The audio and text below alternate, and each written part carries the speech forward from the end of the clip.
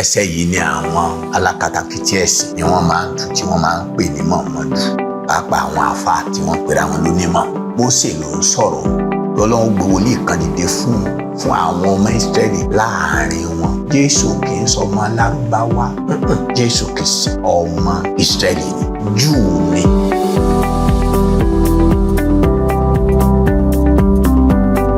Bàbá mímọ́, ògo ni fún orúkọ rẹ o. Olúwa bá wa sọ̀rọ̀ rẹ, jẹ́ kára àánú gbà.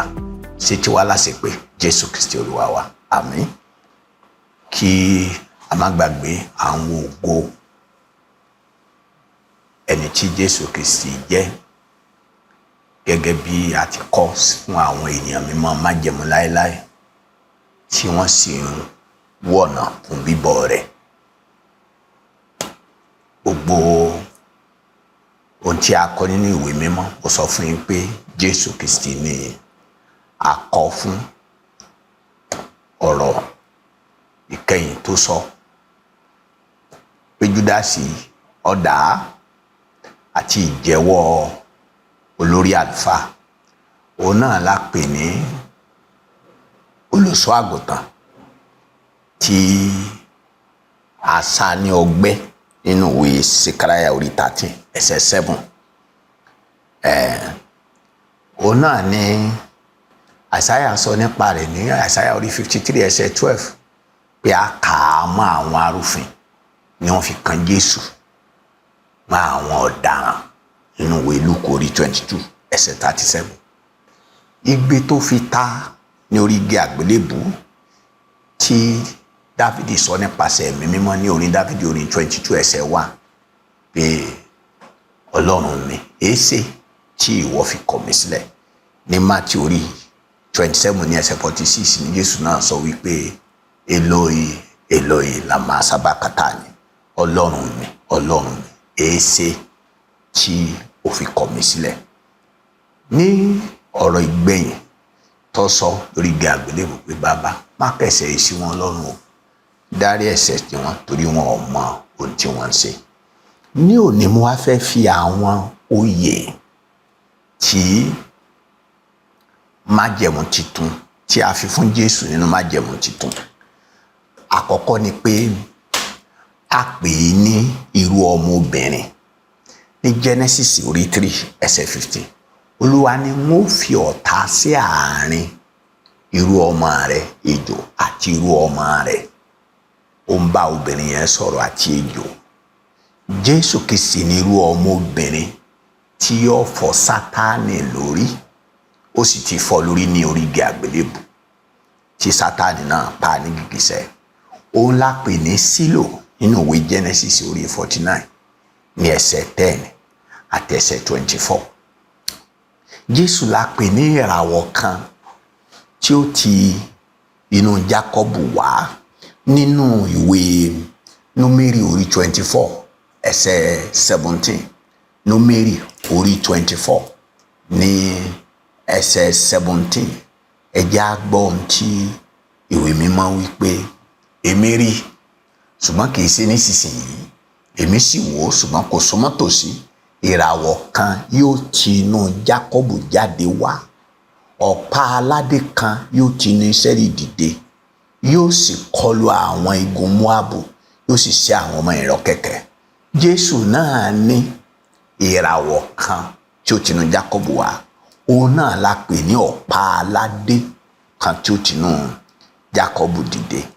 Jésù yìí náà la pè ní ọ̀pá aládé Ísírẹ́lì. Òun la pè ní wòlíì. Ó ní Mósè sọ nípa rẹ̀ ní Dítárónómì orí 18, Dítárónómì orí 18 ẹsẹ̀ 15. Ẹ gbọ́, Olúwa Ọlọ́run rẹ̀ yóò gbé wòlíì kan dìde fún ọ láàrin rẹ̀ nínú àwọn arákùnrin rẹ̀ bí èmi, òun ni kí ẹ̀yin ó fetí sí. Ẹsẹ̀ yìí ni àwọn alákatakítí ẹ̀sìn ni wọ́n máa ń tú tí wọ́n máa ń pè ní Mọ̀mọ́dù, pàápàá àwọn àfáà tí wọ́n pera wọn lónímọ̀. Pé Mósè ti sọ pé wòlíì kan dìde bí òun, Mọ̀mọ́dù ni, irọ́. Ó ní Mósè ló ń sọ̀rọ̀ bí Ọlọ́run gbé wòlíì kan dìde fún àwọn ọmọ Ísírẹ́lì láàrin wọn. Jésù kì í sọmọ Lárúbáwá. Jésù Kristi ọmọ Ísírẹ́lì ni, Júù ni. Bíbélì pé ó tọ̀ àwọn tiẹ̀ wá nínú àwọn arákùnrin rẹ̀ bí èmi ò ní kí ẹ̀yin ó fetí sí. Jésù ni wọ́n ń sọ níbẹ̀, òun ni wòlíì náà, ṣùgbọ́n wá ju wòlíì lọ.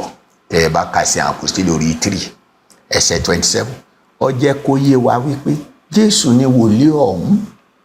Sí àwọn Àpọ́stélì orí 3 kì í ṣe ànábì kankan o, kì í ṣe ànábì kankan o. Yàwó sí àwọn Àpọ́stélì o, sí àwọn Àpọ́stélì o, orí 3 o ẹsẹ̀ 27 o, ẹ gbọ́rọ̀ Ọlọ́run o. Orí 3 ẹsẹ̀ 22 ni ó já tí Mósè sáà wí pé 3 orí 22 ni ó. Mósè sáà wí pé Olúwa Ọlọ́run yóò gbé wòlíì kan dìde fún yín nínú àwọn arákùnrin yín bí èmi, ó ní kí ẹ̀yin ó máa gbọ́ tirẹ̀ lé ohun gbogbo tí yóò máa sọ fún yín, yóò sì ṣe. Olúkúlùkù ọkàn tí kò bá gbọ́ ti wòlíì náà, òun là ó parun pátápátá kúrò nínú àwọn èèyàn. Jésù ni wòlíì ọ̀hún o.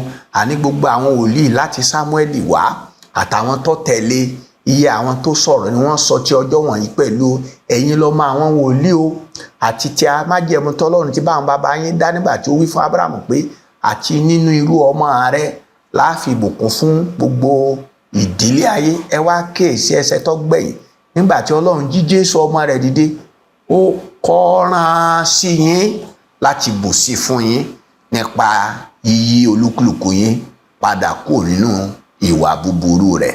Nínú sí àwọn Àpọ́stélì yẹn náà ní orí 7 ẹsẹ̀ 37, jẹ́ á lọ bẹ̀ orí 7 ẹsẹ̀ 37, ẹ jẹ́ á gbọ́ ntọ́rọ̀ Ọlọ́run sọ.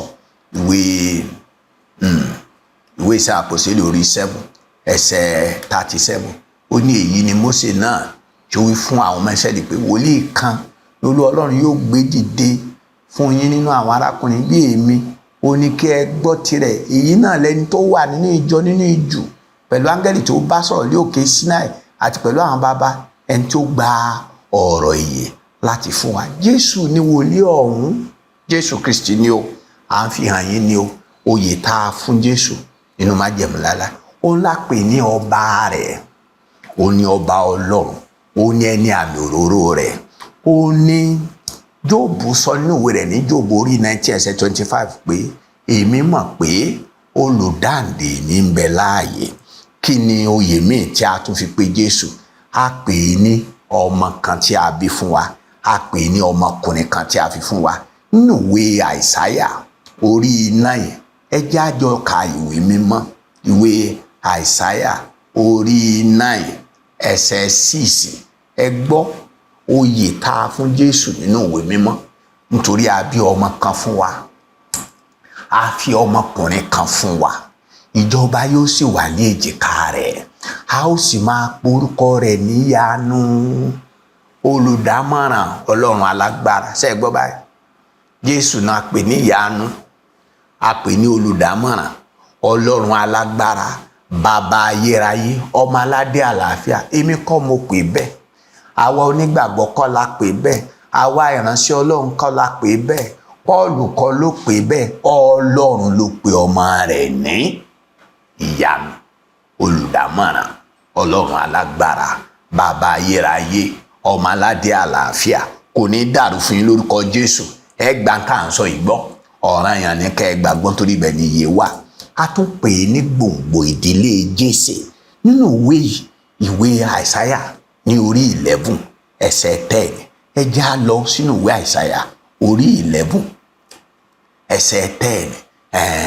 Ẹ jẹ́ á mú ẹsẹ̀ 1 gan. Ó ní ìkànkan yóò sì jáde láti inú kùkùté Jésè, kùkùté Jésè, ẹ̀ka kan yóò sì jáde láti inú gbòǹgbò rẹ̀.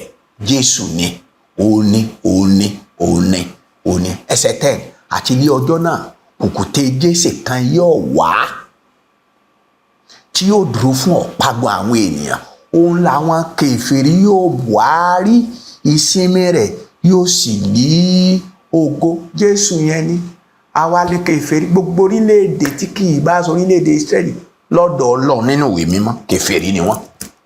bẹ́ẹ̀ ni gbogbo orílẹ̀-èdè tí kì í bá ti ṣe orílẹ̀-èdè Ísírẹ́lì gbogbo ẹni tí kì í bá ti ṣe ọmọ bíbí inú Jákọ́bù kèfèrí lọ́lọ́run mọ̀ wọ́n sí.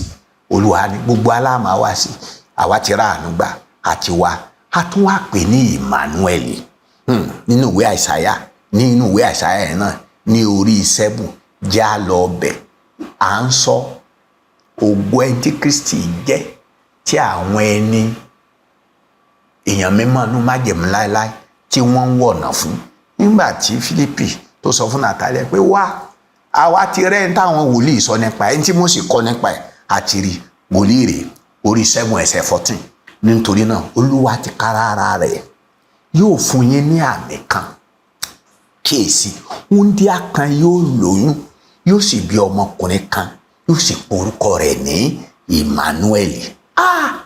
Wọ́n sì bí Jésù wọ́n bá pè ní Emmanuel orúkọ rẹ̀ Emmanuel Ọlọ́run wà pẹ̀lú wa ní Matthew orí 1 ẹsẹ̀ 23. Oyè wo la tún fún Jésù ní Bíbélì? A pè ní Ọlọ́run alágbára Jákọ́bù Àìsáyà orí 60 ẹsẹ̀ 16. Ọlọ́run alágbára Jákọ́bù. Nínú Jeremiah orí 23 ẹsẹ̀ 6 a pè ní Olúwa òdodo wa. Jẹ́ n ka Jeremiah orí 23 yẹn ẹsẹ̀ 6. Jeremiah orí 23 ẹsẹ̀ 6 ẹgbọ́rọ̀ lọ.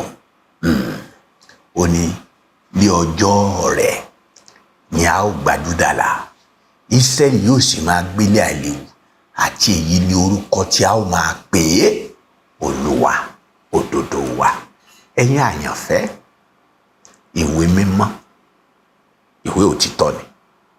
Ó sì fẹ́ kí gbogbo ẹ̀yin tí ẹ ń gbọ́rọ̀ Ọlọ́run yìí kí ẹ má kọtí ọgbọ́n yẹn sí òtítọ́ tí ẹ ń rí yìí. À ń fi Jésù Kristi hàn yín nínú ìwé mímọ́ tí àwọn ènìyàn májẹ̀mú láéláé tí wọ́n wọ̀nà fún nígbà tó sì dé. Àwọn kan rí àwọn kan ò sì rí.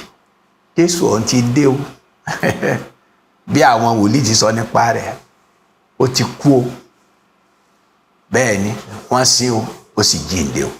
Ọba ògo ò sì ní kú mọ́ láéláé. Ẹ jẹ́ á gbàdúrà. Ọba àwọn ọba, ògo ni forúkọ rẹ̀. Àánú àti orí ọ̀fẹ́ rẹ̀ jẹ́ kó gbé gbogbo àwọn àyànfẹ́ ró. Jẹ́ kí agbára ńlá rẹ̀ kó fà wọ́n wá sí ọ̀dọ̀ rẹ̀. Ká yìn ọ́ ká dúpẹ́. Jésù Kristi Olúwa wa. Àmín.